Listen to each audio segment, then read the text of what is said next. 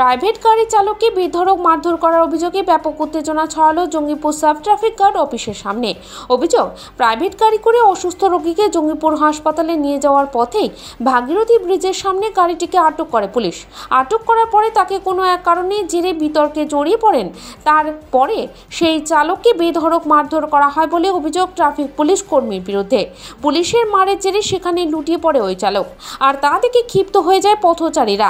Jangipur sub traffic guard office ঘেরাও করে রীতিমতো বিক্ষোভ দেখায় তারা। এর জেরে লালগোলা রাজ্য সড়কে ব্যাপক যানজটের সৃষ্টি হয়।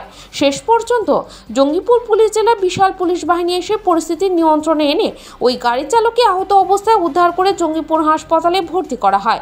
পরিস্থিতি নিয়ন্ত্রণে আসলেও বেশ কিছুক্ষণ সময় লাগে যানবাহন নিয়ন্ত্রণে আনতে। বিশেষ রিপোর্ট, ডেলি বুলেটিন।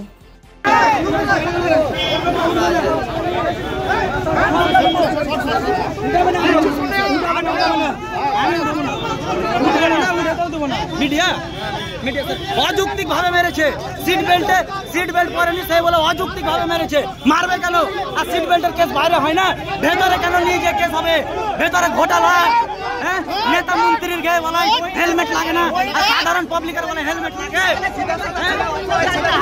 সাধারণ ভাবে হবে, বেশি পাঠানো করছে। মারবে কেন? হয়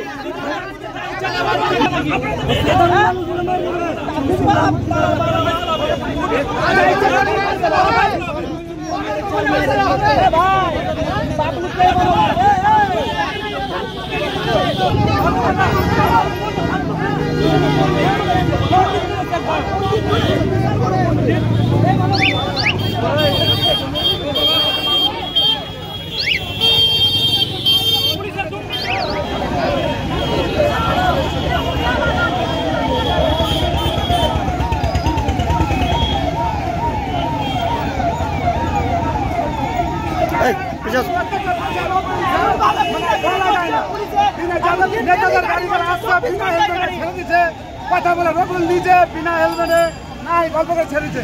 হেলমেট লাগা সত্ত্বেও এক একটু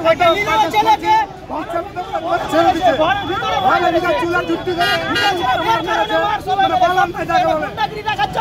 যা ইচ্ছা তাই করছে। আর যদি থাকা 50 টাকা নেতা কাউকে চলবে না। আমার কাছে কথা ওরা টাকা দিচ্ছে, আমরা টাকা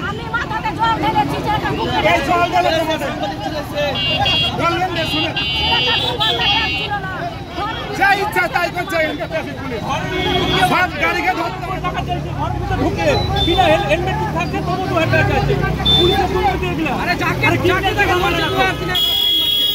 এমনি গরমে মানুষ মরে যাচ্ছে, অথচ ঘরের ভিতরে ঢুকে মারছে। হ্যাঁ, এগুলো পুলিশের কে মেরেছে? কে মেরেছে?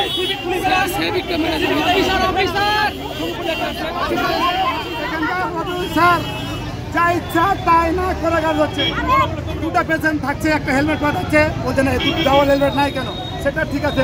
এবার কাউরি এমন লোক আসছে মোটাই হেলমেট থাকছে না, অথচ গল্প করা ছেড়ে দিচ্ছে, গল্প করা চলে যাচ্ছে। আর এই ছেলে কাউকে মেরেছে